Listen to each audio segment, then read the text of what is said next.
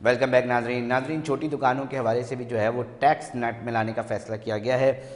ताजिर दोस्त स्कीम क्या है, थोड़ी सी इसके ऊपर भी बात करेंगे ताकि चीज़ें हमारे सुनने वाले नाजरीन को, क्योंकि हम मुख्तलिफ बिज़नेस कम्युनिटी के लोगों को जो है अपने साथ कनेक्टेड रखते हैं, उनके इशूज़ इस प्रोग्राम में आपको अक्सर व बेशतर नज़र आएंगे। एक और अहम मामला है कि जी अब एक दुकान 60,000 रुपये तक टैक्स जो है वो देने की पाबंद होगी। इसके ऊपर कुछ ताजिर बरादरी है, उन्होंने तहफ़्फ़ुज़ात का इजहार किया है। क्या मामला है, इसके ऊपर आज थोड़ा सा खुल के बात करते हैं। हमारे साथ ताजिर रहनुमा अतीक मीर साहब मौजूद हैं, खुल के बात करते हैं, इसलिए हमें बहुत पसंद है। जी अतीक मीर साहब, ये फ़ैसला पहले तो हमें ये बताएं ना, ये ताजिर दोस्त स्कीम है क्या, ताकि बहुत सारे लोग जो नहीं जानते वो इस चीज़ से भी आगाह हों, और फिर क्या फ़ैसले हो रहे हैं यहाँ पर, और बिलखुसूस ये जो छोटी दुकानों के ऊपर टैक्स लेने का फ़ैसला किया गया है, ये क्या है? देखिए, ये माजी में जितने भी टैक्सेशन के मामला रहे, जितनी भी पॉलिसीज आई हैं, उसमें अब तक का सबसे भूंडा मजाक है। भूंडा मजाक? अच्छा, क्यों कह रहे हैं भूंडा मजाक? इसलिए कि मिसाल मैं देता हूं, आप समझ जाएंगे कि जैसे इन्होंने एक इलाका रखा है लियाकत आबाद। जी, लियाकत आबाद की एक कैटेगरी रखी है कि ये सालाना 7,20,000 रुपए हर दुकानदार टैक्स देगा। ठीक है। अब आप सोचिए लियाकत आबाद में कैसे छोटे छोटे दुकानदार हैं, हर कोई तो 60,000 बहाना। सर ये आप 7,000 कह रहे हैं, आप 7,000 कह रहे हैं या 60,000? 60,000 यानी 7,20,000 का। मैंने कहा मैं क्लियर कर दूं अपने सुनने वालों को ना, वो अक्सर ये मिक्स हो जाती है बात। 7,20,000 सालाना का जो माहाना किस्त बनती है वो 60,000 बनती है। और फिर ये मजाक एक ऐसे वक्त पे किया जा रहा है कि हर शख्स, हर ताजिर बिजली का बिल हाथ में थामे, जो शफाफ तरीन उसका स्लेब है, 200 से आगे गया तो कुछ हो गया, फिर 300, यानी लोग बिजली के बिलों में उलझे हुए हैं। और दूसरी बात, मंदी, कसाद बाजारी, वीरानिया, मार्केटों की बेरौनकी और मुआशी तबाही की हालत है कि उजड़ गया बाज। और यानी यूं समझें कि एक बागीचा उजड़ा हुआ है और आप भारी फलों की उससे उम्मीद रख रहे हैं। ये सारा मैं समझ से इबारत तर है कि चले IMF को तो नहीं पता होगा कि मुकामी मईशत की सूरत हाल क्या है। हाँ। आप तो जानते हो, कसाब से ज्यादा कौन जानता है कि छुरी किस सोचे तरीके से चलाई है। अच्छा, तो आपने तो जो अब पाकिस्तान की विशेष। अतीक मीर साहब, अब इस फैसले को आप लोग किस तरह देख रहे हैं, थोड़ा सा इसके ऊपर कि ये सिर्फ एक दो एसोसिएशन का मामला है कि जी तहफ़्फ़ुज़ात का इज़हार कर रहे हैं, मुस्तरद कर रहे हैं, या ये कलेक्टिव मामला बनता जा रहा है? क्या कहना चाहेंगे इसके ऊपर? देखिए, ये इतना उलझा हुआ ये स्कीम है, इतनी नाकाम बदतरीन स्कीम है। मैं एक बहुत बड़ी बात आपसे कहने जा रहा हूं। हाँ। अगर ये वसूली में कामयाब हो जाएं तो मैं जिंदगी भर के लिए इनका गुलाम हो जाऊंगा। अच्छा, मतलब आप कह रहे हैं नामुमकिन मामला है कि ये वसूली भी नहीं कर सकते? नामुमकिन मामला है। आप इसको जूं समझेंगे आपको हैरत होगी। अभी इसके अगले क्लॉज का तो आपको पता नहीं है। इन्होंने बस एक लट चलानी थी जिसमें जैसे लियारी है जी, हर लियारीगार दुकानदार 12,000 सालाना देगा। चले, एक बात समझ में आती है।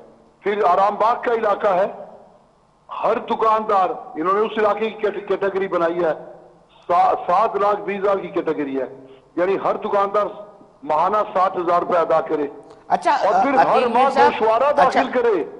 अच्छा अतीक मीर साहब, थोड़ा सा ये बताइएगा, ये कितने, ये कोई गज के हिसाब से दुकान की किराए रेट तय होंगे या फिर क्या मामला होगा, और इसकी टैक्स कलेक्शन होगी किस तरह? फिर कुछ नहीं, गज के हिसाब से क्या, वो तो एक अलग तनाजा था जो बढ़ गया, वो अलग तनाजा था। मैं इसकी बात कर रहा हूं। अब आप एक बात बताइए, मैं आप ही से सवाल करता हूं। आप एक इलाके में दाखिल होते हैं, जैसे आरामबाग का इलाका है, ये सदर का इलाका है। हाँ। क्या तमाम दुकानदारों की कारोबारी कैटेगरी यकसा है? नहीं। सबका कारोबारी वॉल्यूम यकसा है। फिर आपने ये कैसे पूरे इलाके को एक ही लाठी से हाँक रहे हैं कि जब सदर के इलाके में जितनी भी दुकानें बड़ी छोटी वो एक ही टैक्स देंगे, 60,000। नहीं तो अतीक मीर साहब, ये ताजिर दोस्त स्कीम नाम क्यों रखा है? किसी ने मशवरा दिया कि भैया कम से कम नाम ठीक कर लिया जाए, کیونکہ آپ لوگوں کے جس طرح کی اسکیمز کے اوپر تحفظات آ رہی ہیں اس سے تو نہیں لگ رہا کہ تاجر دیکھیں نام رکھنے سے کیا ہے، آپ بھنورے کا نام تتلی رکھ دیں تو کیا وہ بھنورا تتلی بن جائے گا؟ تو پھر اس میں دوستی والی کون سی اسکیم لے کر آ رہے ہیں؟ کوئی ایک آدھ وہ بھی تو ہوگی نا سر، وہ بھی تو بتائیں نا. وہ کہیں گے کہ جی بس تاجر تو ہم بس ٹیکس مانگ رہے ہیں نا اس لیے شور شرابہ کر رہے ہیں. دیکھیے ایسی بات نہیں ہے. تاجروں کو ایک دفعہ آپ ان کی حیثیت کے مطابق حصہ بقدر جسہ کے مطابق ٹیکس تو لگائیں. اب دیکھیں ہمیشہ یہ دیکھا جاتا ہے کہ تجارت کا والیوم کتنا ہے، آپ نے کاروبار کتنا کیا ہے، اس کے لحاظ سے آپ پہ ٹیکس لگایا جاتا ہے. بالکل یہ ایسا کیا ہی کہ ہے. آپ نے کاروبار اجڑا ہوا ہے اور آپ نے اس کا اچھا عتیق میر صاحب آپ یہ کہہ رہے ہیں کہ جناب اب یہ فکسڈ جو ریٹ ہے جس میں آپ کمائیں نہیں کمائیں سرکار کو دینا پڑے گا، ایسا ہی ہے؟ سرکار کو دینا ہے بالکل.